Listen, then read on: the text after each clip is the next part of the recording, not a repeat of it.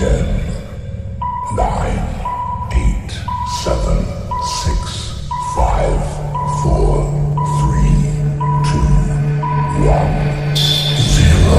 भगवान धन्वंतरी भगवान विष्णु के रूप आयुर्वेद के भगवान हैं। आयुर्वेद चिकित्सा थोड़ा लंबा जरूर है वीडियो, लेकिन आपके लिए बहुत फ़ायदेमंद है। इसे ज़रूर देखें। आइए स्टार्ट करते हैं। मित्रों, आयुर्वेद चिकित्सा पद्धति हजारों वर्ष पूर्व विकसित की गई एक देव आयुर्वेद चिकित्सा पद्धति है। देवताओं द्वारा अपनाई हुई पद्धति है। आयुर्वेद चिकित्सा शास्त्र एक शाश्वत चिकित्सा शास्त्र है और इसका विकास हजारों वर्ष के अभ्यास से हुआ है। इसके मूल मंत्र व मूल सिद्धांत पर आज भी परिवर्तनीय व एक काट्य है। अनुभव पर आधारित एक शास्त्र है। प्रकृति का दिया हुआ वरदान है। मित्रों, आयुर्वेद चिकित्सा शास्त्र ये नहीं बल्कि आयुर्वेद का सच्चा अर्थ है सही जीवन जीने का तरीका।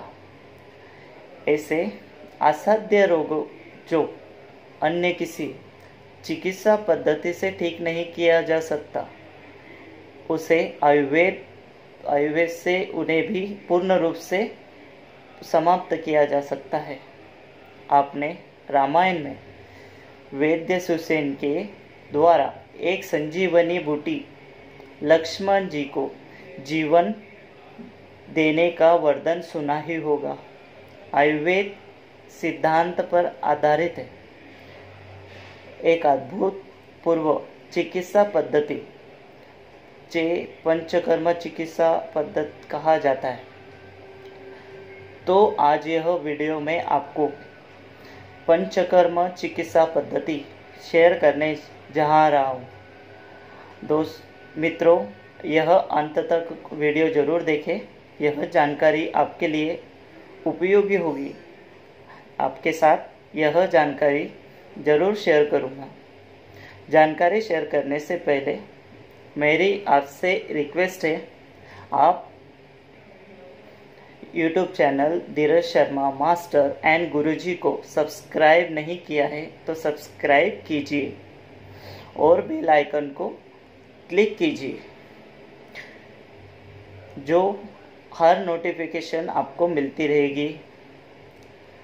मित्रों, इसमें आपको कोई पैसा नहीं लगेगा, ये ओनली फ्री है। चलो, और मुझे कमेंट बॉक्स में ज़रूर बताएं और लाइक ज़रूर करें। आइए शुरू करते हैं। आयुर्वेद मूल सिद्धांत पर आधारित पंचकर्म चिकित्सा पद्धति।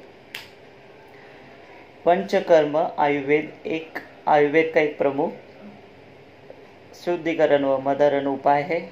पंचकर्म का अर्थ है 5 विभिन्न चिकित्साओं का सम्मिश्रण है। इस प्रक्रिया का प्रयोग शरीर को बीमारियों एवं कुपोषण द्वारा विषैले पदार्थों को निर्मल करने के लिए होता है। आयुर्वेद कहता है कि असंतुलित दोष अपशिष्ट पदार्थ उत्पन्न करता है, जिसे अम्ल कहा जाता है। यह दुर्गंध युक्त व चिपचिपा हानिकारक पदार्थ होता है, जिसे शरीर से यथासंभव संपूर्ण रूप से निकालना आवश्यक है। अम्ल के निर्माण को रोकने के लिए आयुर्वेद चिकित्सा व्यक्ति को उचित आहार देने के साथ उपयुक्त जीवन शैली आदतें तथा व्यायाम रखने तथा पंचकर्म जैसे उचित कार्यक्रमों को लागू करने को कहा जाता है। पंचकर्म एक प्रक्रिया है। यह शोधन नामक शुद्धिकरण प्रक्रियाओं से संबंधित चिकित्साओं के समूह का एक भाग है। इस चिकित्सा पद्धति का लाभ है जी, इसका जीरो साइड इफेक्ट है, यानी लाभ ही लाभ है। पंचकर्म को प्रारंभ करने से पहले पूर्व कर्म किया जाता है। पूर्ण शुद्धिकरण के उपाय किए जाते हैं। विभिन्न विषम पदार्थों को बाहर निकालने, उत्तेजित करना यानी तैयार किया जाता है। इसमें दो प्रकार शामिल है, पहला स्नेहन और दूसरा संवेदन। स्नेहन एक तेल प्रकार से तेल मालिश है, जिसमें का तेल मालिश द्वारा पूरे शरीर में लगाया जाता है। यह मालिश बाहरी एवं गहरी ऊतकों को लचीला बनाता है, जिसमें जहरीले पदार्थ आसानी से बाहर निकाला जा सके। आसान भाषा में समझे तो बीमारियों को दबाना, अर्थात आपको कोई बीमारी हुई है, उसे आपने दबा दिया, कंट्रोल करवा देना। इसे दूसरा है संवेदन। संवेदन का अर्थ है पसीना निकालना। यह प्रक्रिया स्नेहन के तुरंत बाद किया जाता है। स्नेहन से जीव विषों को पिघलाया जाता है और यह जीव विषों बाहर निकालने में हमारी मदद करता है। और दोनों प्रक्रियाओं को पूर्ण होने के बाद पंचकर्म यानी 5 विभिन्न, पहला वमन अर्थात वोमिटिंग यानी उल्टी कराना। आप सोचेंगे कि उल्टी कराना कोई इलाज होता है। जी हाँ, जब कफ बीमारियों को या फिर सीने के ऊपर की बीमारियों को, चेस्ट के ऊपर के रोग होते हैं, जिसे अस्थमा, दमा, सर्दी, खांसी, मोटापा, थायराइड या मंद बुद्धि होना, बहुत आलस आना, नींद बहुत ज़्यादा आना, कोलेस्ट्रॉल बढ़ जाना, हार्ट के रोग, गले के रोग, कान के रोग जैसे चेस्ट के सभी बीमारियां हैं। उन सभी बीमारियों में वमन सर्वश्रेष्ठ चिकित्सा है। पंचकर्म की पहली क्रिया, उसका नाम वमन, जिसे करने का सबसे बेस्ट टाइम है वसंत ऋतु। बीमारी में किसी भी टाइम करा जा सकता, पण वसंत ऋतु यानी मार्च आणि अप्रैल का टाइम सबसे बेस्ट टाइम माना जाता है।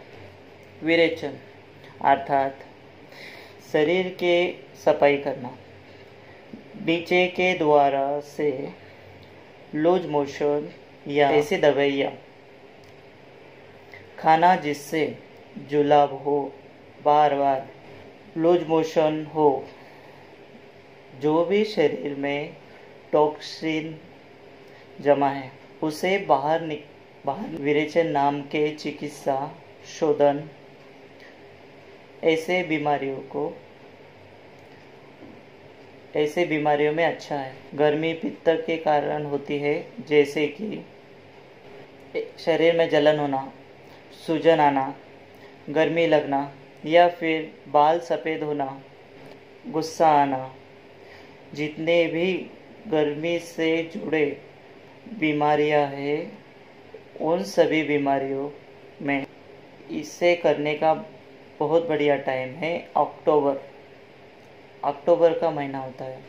तीसरी चिकित्सा पद्धति है जो शरीर को शुद्ध व साफ करता है,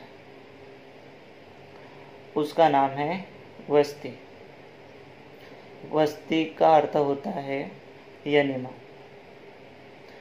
पानी वाला यनिमा नहीं।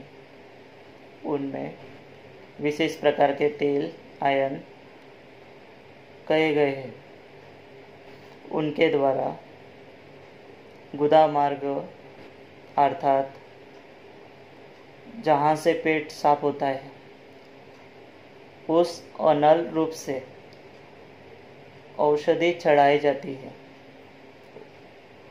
उसे वस्ती या फिर यनिमा कहा जाता है। यह चिकित्सा नाभि और पेट की जितने भी रोग है उन सभी बीमारियों में सर्वश्रेष्ठ है। आचार्य चरक जी ने कहा है कि दुनिया की चिकित्सा एक तरफ और वस्ती चिकित्सा एक तरफ। इसे इतना पावरफुल मानते हैं कि चरक जी वर्ल्ड की कोई भी बीमारी हो, वस्ती कुछ ना कुछ फायदा जरूर करती है। बात के रोग, हवा के रोग, जो सबसे ज़्यादा बीमारी है वह हवा के कारण होती है। 40 वर्ष के उम्र के बीमारी लोगों को बीमारियां लग जाती है। जोड़ों के दर्द, महिला के गर्भाशय से जुड़े हुए या फर्टिलाइजर, पुरुषों के शुक्राणु जुड़ी हुई बीमारी, वस्ती चिकित्सा सर्वश्रेष्ठ है। यह ऐसी प्रक्रिया है कि जिसे दिन में रोज चौथा प्रकार है से करते हैं। रक्त मोक्षो अर्थात शरीर ऐसे खून निकालना बहुत बढ़िया टेक्निक है। ब्लड डोनेशन करना अनेक अशुद्ध ऐसे निकाला जाता है। ऐसी बीमारी जो गर्मी से ठीक, चाहे गर्मी हो या ठंडी, ठीक नहीं होती है तो इसे तब भी ठीक होना असंभव होता है। उस समय रक्त शुद्ध चिकित्सा करने से शरीर के अंदर जितने भी गंदगी, दोष, द्रव्य है, यह सब नॉर्मल होने लग जाते हैं। पंचकर्म का 5वां है सबसे मेन महत्वपूर्ण जो आप जानना चाहते हो, नस्य अर्थात नाक में तेल या घी डालना। नस्य में नियम को विवेचन के नाम से भी जाना जाता है। नस्य चिकित्सा है। आयुर्वेद में बताया है नस्य का वर्णन नासिकाओं के छिद्र द्वारा डाली हुई औषधि क्रिया जो गर्दन के ऊपर सिर के विकार के, इनमें बहुत प्रकार है। इनमें जो प्रमुख प्रकार है प्रतिमस्य नस्य के लाभ हर उम्र में कर सकते हैं। छोटे बच्चे भी और बुजुर्ग अवस्था में भी कर सकते हैं बहुत आसानी से। इनमें खान पान का भी कोई बंधन नहीं। सब ऋतु में इसका पालन हम कर सकते हैं। अब देखते हैं प्रतिमस्य नस्य की विधि क्या है। यह बहुत आसान है, अब खुद भी कर सकते हैं। आपकी हाथ की छोटी उंगली को धो लेना है। उसके लिए जो आपको तेल घी लगेगा, आप गाय का घी, तिल का तेल, नारियल का तेल आप उपयोग कर सकते हैं। उंगली को उसमें डुबाकर उसे नाक में डालना है और उसे अंदर अप्लाई करना है। यह जो प्रतिमस्य नस्य वायरस से बहुत बचाव करता है और हमारी इम्यूनिटी बढ़ाता है। और भी लक्षण है तो उसे भी कम करने में बहुत मदद करता है। 1. 1 चम्मच तिल का तेल, नारियल का तेल, इसे आप मुंह में रखकर उसे मुंह में घुलाएं और फिर बाद में गुनगुने पानी से कुल्ला कर ले। पंचकर्म इतना इम्पोर्टेंट क्यों है? पंचकर्म विशिष्टता है बताते हुए आचार्य वाग्भट जी ने अपने अष्टांग में कुछ इस प्रकार कहते हैं कि औषधि खाके, उपवास करके या दीपक पाचन इस प्रकार के दवा खाके जो भी बीमारी जीती जा सकती है, वह ऐसे हो सकता है कि एक समय आने पर शरीर कमज़ोर होगा तो यह बीमारी रोग दबाए गए हैं वो फिर से वापिस आ जाएंगे। एक बार आपने शरीर को साफ कर दिया, गंदगी को निकाल दिया, वह बीमारी आपके शरीर में वह बीमारी कभी नहीं आएगी। इसलिए आयुर्वेद में इतने पंचकर्म चिकित्सा का महत्व है। तो आज इस तरह 5 तरह के विशिष्ट पंचकर्म होते हैं। इसी प्रकार शरीर में शुद्धियाँ होती है। आयुर्वेद में उसे ही पंचकर्म कहा जाता है। मित्रों, इसी प्रकार यंत्र, वाहन, उपकरण की समय समय पर सर्विसिंग, रिपेयरिंग करवाई जाती है और करवाना आवश्यक होता है। ठीक उसी प्रकार शरीर को स्वस्थ रखने के लिए पंचकर्म की शुद्धि करवाना आवश्यक होता है। यह जानकारी आपको कैसी लगे हमें कमेंट बॉक्स में ज़रूर बताएं। आयुर्वेद के बारे में आप क्या सीखना चाहते हो, क्या जानना चाहते हैं, उसे भी आप कमेंट बॉक्स में ज़रूर बताएं। आप यह वीडियो आपको कैसी लगे अपने मित्र व फैमिली के साथ ज़रूर शेयर करें। ऐसी नई जानकारी आयुर्वेद के बारे में आपको मिलती रहेगी। इसीलिए यह चैनल को सब्सक्राइब ज़रूर कीजिए और बेल आइकन को ज़रूर क्लिक कीजिए, जो आपको नोटिफिकेशन मिलती रहे। जब तक के लिए आप स्वस्थ रहिए और मस्त रहिए। नमस्ते। जय हिंद, जय भारत।